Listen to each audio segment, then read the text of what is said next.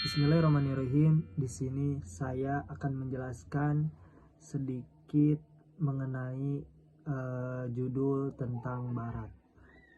Barat bukan hanya menunjuk pada wilayah geografis, tetapi merupakan suatu pandangan hidup dan sistem pemikiran. Peradaban Barat modern tidak lahir dari agama Kristen, melainkan dari tradisi filsafat Yunani yang berkembang menjadi rasionalisme, humanisme, liberalisme, dan postmodernisme.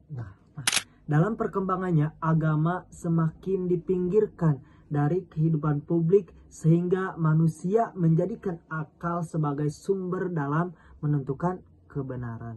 Jadi, Barat modern ditandai dengan melemahnya peran Tuhan dalam kehidupan manusia.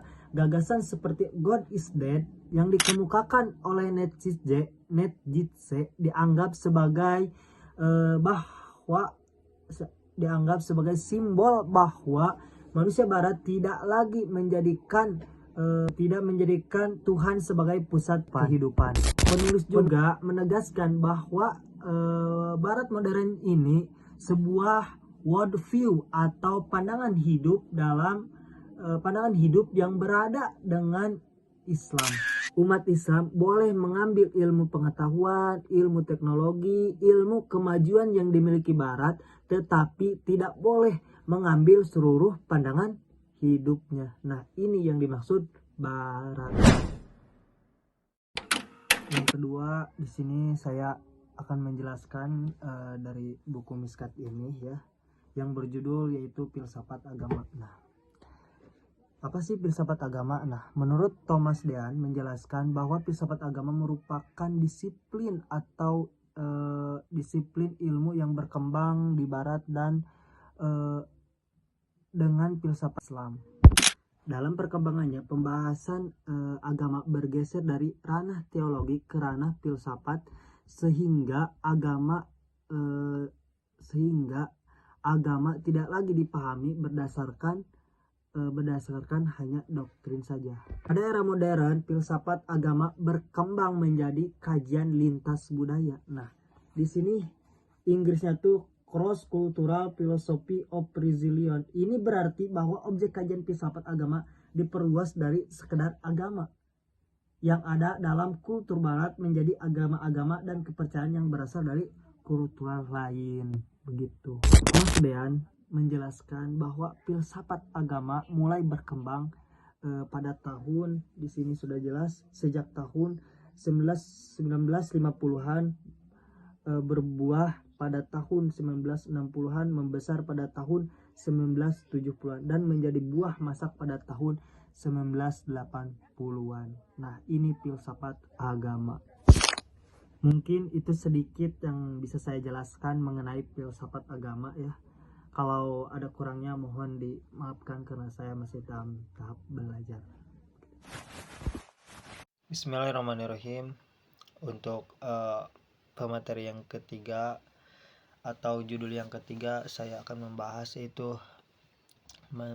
tentang membakar Al-Quran. Nah, pembahasan ini menjelaskan bahwa beberapa penulis Barat seperti Brad Thor melalui novelnya The Last Patriot dan Robert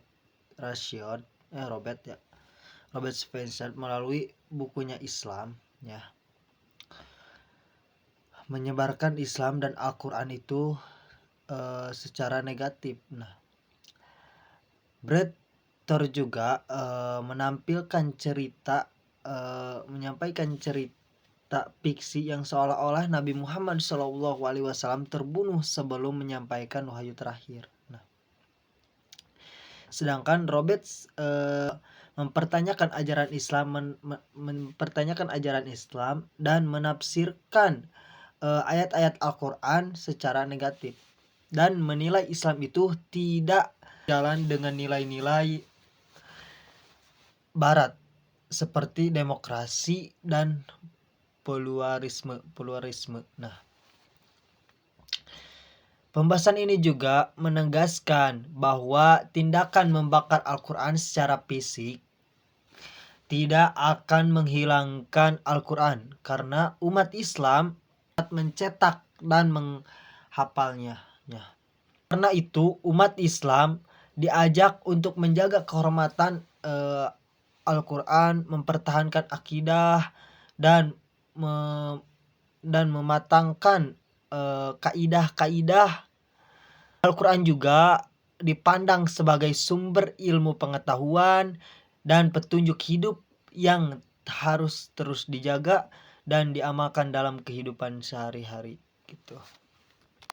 Baik teman-teman, di sini saya akan melanjutkan menjelaskan dari judul yang keempat, yaitu iconoclasm. Nah, iconoclasm ini yaitu postmodernisme, dipahami sebagai gerakan yang bersifat ikonoklastik ya, yaitu membongkar atau mengkritik nilai, tradisi, dan pemikiran yang telah mapan. Nah, dari halaman 38 ya, postmodern berasal dari kata modern yang diduga dikemukakan oleh Cicero. Istilah ini kemudian disematkan kepada zaman kekayaan Barat setelah kejayaan Dark Ages Eropa.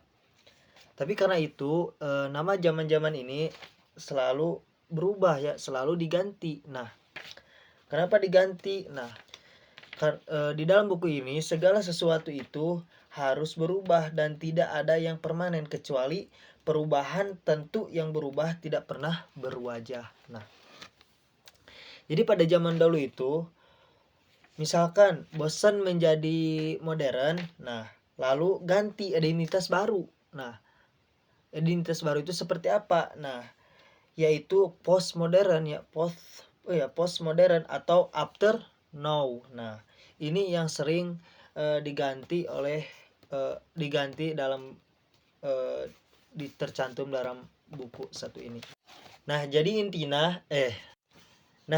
teman-teman, intinya iconoclasm ini yaitu menurut penulis, postmodernisme ini menolak kebenaran absolut. Nah, dan menjadikan nilai secara kebenaran tergantung pada pandangan masyarakat dan kondisi sosialnya masing-masing. Nah, ini materi yang keempat, menjelaskan soal iconoclasm gitu. Terima kasih. Bismillahirrahmanirrahim. Mungkin yang terakhir, yang kelima, saya di sini ngambil judul yaitu kontradiksi ya. Kontradiksi mungkin akan lumayan singkat atau panjang pun boleh, kayak gak apa-apa. Pada bab ini penulis menjelaskan bahwa pluralisme ya, agama mengalami perubahan makna awalnya. Pluralisme ini dipahami sebagai sikap toleransi agar berbagai kelompok itu dapat hidup berdampingan secara damai. Namun menurut penulis juga, dalam perkembangan pemikiran postmodern, pluralisme ini berubah menjadi relativisme kalau gak salah ya, yaitu anggapan bahwa semua kebenaran itu dianggap sama benarnya. Nah, penulis juga menilai bahwa pandangan tersebut ini bertentangan dengan prinsip logika. Nah, jika semua agama dianggap semua benar, nah maka perbedaan ajaran yang saling bertentangan menjadi sulit dijelaskan. Nah, oleh karena itu, membedakan antara toleransi dan pluralisme ini, toleransi itu harus saling menjaga kehormatan, menghormati dan menjaga saling menjaga ya, antara berbeda-beda negara gitu ya. Nah, kalau pluralisme itu dipandang sebagai upaya menyamakan semua agama. Nah, ini kan berbeda ya, toleransi dengan pluralisme. Nah, begitu. kesimpulannya jadi bahwa penulis itu berpendapat bahwa setiap orang itu dapat bersikap toleran, ya, dapat terhadap pemeluk agama lain, tanpa menerima pandangan bahwa agama memiliki kebenaran yang sama. Nah, jadi agama yang lain dan yang lain itu berbeda lah begitu agamanya, dan di dalam juga pasti berbeda gitu, tidak sama begitu. Untuk yang dibahas ini kontradiksi begitu ya. Panginten, sekian yang bisa saya sampaikan dari judul pertama dan terakhir mungkin ya.